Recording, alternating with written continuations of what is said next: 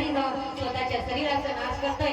माणसाला शरीर मिळालं नाही, एवढं सुंदर शरीर मिळालंय मला, याचा वापर चांगल्या ठिकाणी करा. तरुण मुलांना एक गोष्ट, तरुण मुलींना एक गोष्ट सांगायचंय, ही वय कमीत कमी वयाच्या 25 वर्षापर्यंत तरी शिक्षणाला महत्व द्या, त्याच्यावर दुसऱ्याला महत्व देऊ नका. आई वडिलांची आशा, आई वडिलांची इच्छा जी असते ती पूर्ण करा.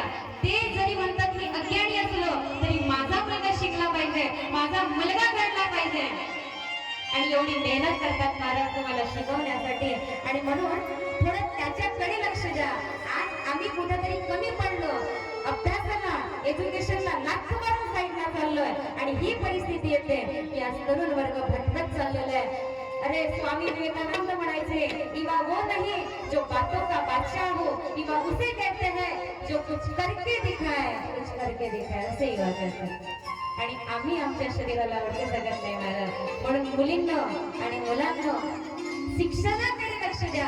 ह्या वयामध्ये पानी पीना है तो मटके से पियो, खाली गिलास में क्या रखा है, और प्यार करना है तो अपने माँ बाप से, अपने पढ़ाई से, अपने देश से करो. इस उम्र में लड़के लड़कियों के फंदे में मत फंसो. तर या ठिकाणी हा सुंदर एवढा साकार देह मिळाला, त्याला कामात आला. आई वडिलांचं स्वप्न साकार केलं. आई वडिलांना आपले ताट माणसाने समाजात समजायला पाहिजे.